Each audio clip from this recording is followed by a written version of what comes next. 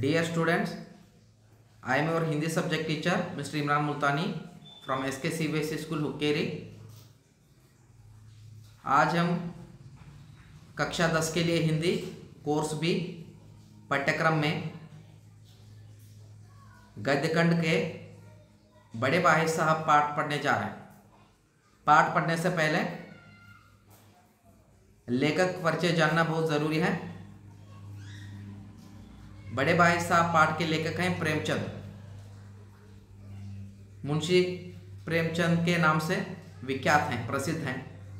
हिंदी साहित्य को विस्तृत बनाने के लिए इनका योगदान बहुत कुछ है। तो प्रेमचंद के बारे में जानेंगे और इस पाठ के सहारे क्या कहना चाहते हैं इसके बारे में देखेंगे। तो प्रेमचंद का जो काल माना गया है 1880 से लेकर 1936, 1880 से लेकर 1936 यानी 1880 टू 1936। तो मुंशी प्रेमचंद का जन्म कहाँ हुआ? देखिए 31 जुलाई 1880 को बनारस के करीब एक गांव है लम्ही, वहाँ पे इनका जन्म हुआ। तो बाल्य में हर एक का नाम रहता है, जैसे कि स्वामी विवेकानंद जी को हमने नरेंद्र नाथ कहा गया था, उसके साथ साथ स्वामी दयानंद सरस्वती को मूल शंकर कहा गया था। उसी तरह प्रेमचंद को धनपत राय कहते थे।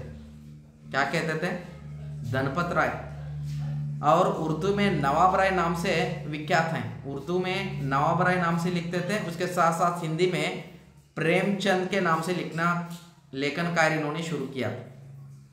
सो धनपत राय यही हैं, नवाब राय भी यही हैं, उसके साथ साथ प्रेमचंद भी यही हैं। तो धनपत राय ने उर्दू में नवाब राय के नाम से लिखा और हिंदी में प्रेमचंद के नाम से लेखन कार्य शुरू किया। तो आगे देखेंगे निजी व्यवहार और पत्राचार धनपत राय नाम से ही करते रहे। धनपत राय नाम से जो पत्राचार यानी जो पत्र लेखन कार्य उन्होंने शुरू किया था।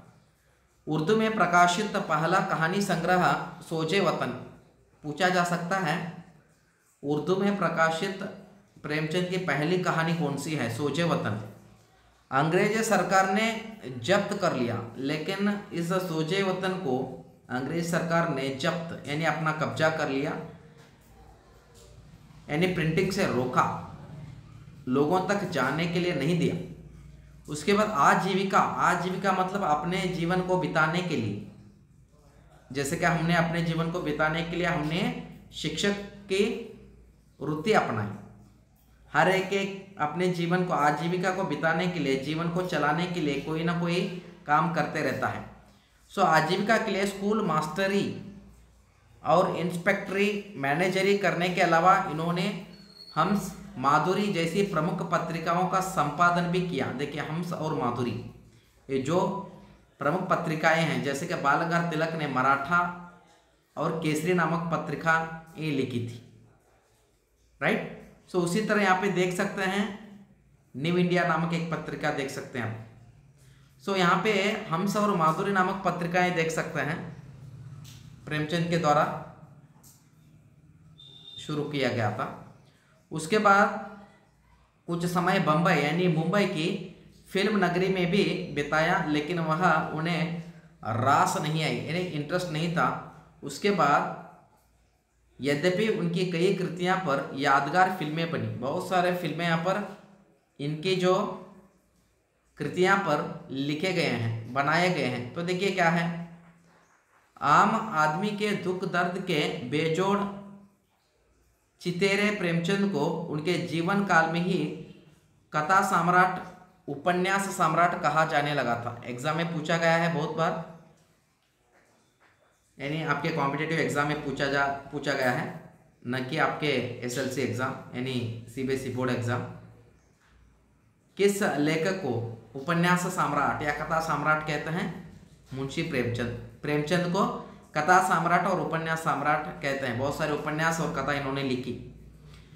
उन्होंने हिंदी कथा लेखन की परिपाटी पूरी तरह बदल डाली थी। अपनी रचनाओं में उन्होंने उन लोगों को प्रमुख पात्र बनाकर साहित्य में जगह दी जिन्हें जीवन को जगत में केवल प्रताड़ना और लांछन ही मिले थे। देखिए सो अपने जीवन में सिर्फ दुख पाने वाले बहुत सारे लेखक हैं, बहुत सारे साहित्यकार हैं। सो इन्होंने वहाँ से आकर हिंदी साहित्य को समृद्ध बनाकर बहुत सारे नए विषय पर कहानियाँ और उपन्यास लिखने की कोशिश की गई।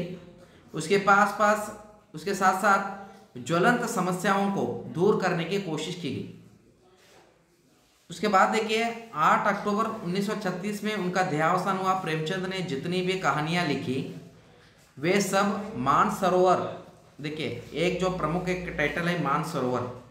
सो मानसरोवर शीर्षक से 8 खंडों में संकलित, मानसरोवर एक शीर्षक है और इसमें 8 खंड होते हैं। उनके प्रमुख उपन्यास यहाँ पर देख सकते हैं, बहुत सारे फिल्म भी बनाए गए हैं। गोदान आपने सुना होगा। गबन देखिए, ये भी बहुत बड़ा उपन्यास है, इसके बारे में आगे जानेंगे। गोदान क्या है, गबन क्या है, इसमें क्या कहानियाँ दिए गए हैं, किसके बारे में बताया गया है। जैसे कि खेती बाड़ी करने वाला व्यक्ति, मजदूर जो रहता है, किस तरह उच्च लोगों के साथ आमना सामना करता है और अपने जिंदगी बिताने के लिए क्या उसे समस्याएं झेलनी पड़ती हैं। प्रेमाश्रम देखिए, सेवा सदन है, उसके साथ साथ निर्मला, कर्मभूमि, रंगभूमि, कायाकल्प है, प्रतिज्ञा है और मंगलसूत्र अपूर्ण है। मंगलसूत्र इसको अपूर्ण है, नहीं, इसको बाद में पूर्ण किया गया था। मंगलसूत्र जो है ये भी क्या है, एक उपन्यास है, प्रमुख उपन्यास। तो इसके बाद पाठ प्रवेश। तो पाठ प्रवेश, इस पाठ में क्या बताना चाहते हैं? इस पाठ में प्रेमचंद जो है पाठकों को क्या बताना चाहते हैं? देखिए, अभी तुम छोटे हो इसलिए इस काम में हाथ मत डालो। देखिए, अपने छोटे भाई को बोल रहे हैं प्रेमचंद अपने छोटे भाई को बोल रहे हैं। देखिए, यानी प्रेमचंद ही छोटे भाई हैं, उनका एक भाई है वो बड़ा है। सो बड़ा भाई है अपने छोटे भाई को कह रहा है, यानी प्रेमचंद को बोल रहे हैं, देखिए अभी तुम छोटे हो इसलिए इस काम में मत हाथ डालो। देखिए, हाथ मत डालो। सो यह सुनते ही कई बार बच्चों के मन में आता है, काश हम बड़े होते तो कोई हमें यूं न ठोकता। देखिए, आप भी आपके घर में बड़े होंगे तो छोटा कुछ तो मांग रहा है तो बड़े बोलेंगे, आपको माँ बाप बोलेंगे उसको दे दो यार, आप क्यों उस छोटे के साथ झगड़ा करते हो, ऐसा कहेंगे या नहीं? क्योंकि बड़े होने के नाते ये सब कुछ जो लोग गाली देते हैं वो आपको झेलना पड़ता है या मार भी पड़ते हैं, कुछ समय मारपीट भी होती है। लेकिन यहाँ पर बड़े भाई साहब होने के नाते तो प्रेमचंद के मन में ये आशा आई, अगर मैं काश बड़ा होता तो अच्छा था। आपके मन में भी आया होगा, हम बड़े होते तो अच्छे थे, क्योंकि छोटों को कितना हमने छोटा परेशान करता रहता है। मेरी छोटी बहन है, छोटी भाई है, मुझे परेशान करता रहता है, हर काम में मुझे परेशान करता है उसी तरह। लेकिन इस बुलावे में न रहिएगा, क्योंकि बड़े होने से कुछ भी करने का अधिकार नहीं मिल जाता। ये बहुत बड़ी बात है। देखिए, हम बड़े हैं लेकिन हर एक काम करने के लिए हमको परमिशन लेनी पड़ती है। अगर गलत हो गई तो डांट भी पड़ती है बड़ों से, समझ में? तो घर में बड़े हैं इसका मतलब ये नहीं है कि हम सब कुछ हमारा ही चलेगा, ऐसा बिल्कुल नहीं है। बड़े हैं मतलब कोई भी गलतियां नहीं करना है, क्योंकि पीछे वाले वही सीखेंगे ना, जो अपने आप को सही रास्ते पर लेकर जाना पड़ेगा। उसके बाद देखिए, घर के बड़े को कई बार तो उन कामों में शामिल होने से भी अपने को रोकना पड़ता है जो उसी उम्र के और लड़के बेधड़क करते रहते हैं। देखिए, यानी अपने इक्वल सिमिलर एज के जो लोग करते रहते हैं, क्योंकि वो छोटे रहते हैं उनके घर में, लेकिन हमारे घर में हम ही बड़े रहते हैं। तो हमारे छोटे छोटे भाई बहन रहते हैं, अगर हम नहीं कर सकते वो सब कुछ कर सकते हैं, तो ऐसा भी फील होता है। क्योंकि हम अपने आप को मॉडल सेट करना चाहते हैं, आदर्श सेट करना चाहते हैं छोटों के लिए। जानते हो क्यों? क्योंकि लड़के अपने घर में किसी से बड़े नहीं होते। देखिए, दूसरों के घर में किसी से बड़े नहीं होते। उसके साथ साथ हमने क्या किया, हम अपने आप को अपने जीवन में क्या करना है, आगे बढ़ाना पड़ेगा। तो उसी तरह एक पाठ यहाँ पर दिया गया है। देखिए, प्रस्तुत पाठ में भी एक बड़े भाई साहब हैं, प्रेमचंद के बड़े भाई हैं तो छोटे ही, लेकिन घर में उनसे छोटा एक और भाई है, वही है प्रेमचंद, और प्रेमचंद से बड़ा उसका बड़ा भाई है। सो उससे उम्र में केवल कुछ साल बड़ा होने के कारण उनसे बड़े बड़े अपेक्षाएं की जाती हैं। बड़े बड़े अपेक्षाएं मतलब जो, हाँ ये करना चाहिए, मेरा बड़ा भाई फर्स्ट रैंक आना चाहिए, तो सोचेंगे घर में वाले छोटा कुछ भी गलती करने दो उसको माफ़ करेंगे, लेकिन बड़े को माफ़ नहीं करेंगे, ऐसा। तो बड़ा होने के नाते वह खुद भी यही चाहते हैं और कोशिश करते हैं कि वह जो कुछ भी करें वह छोटे भाई के लिए एक मिसाल का काम करे। देखिए, छोटे भाई के लिए क्या करे, मिसाल का काम, यानी एक मॉडल, एक आदर्श बनना है।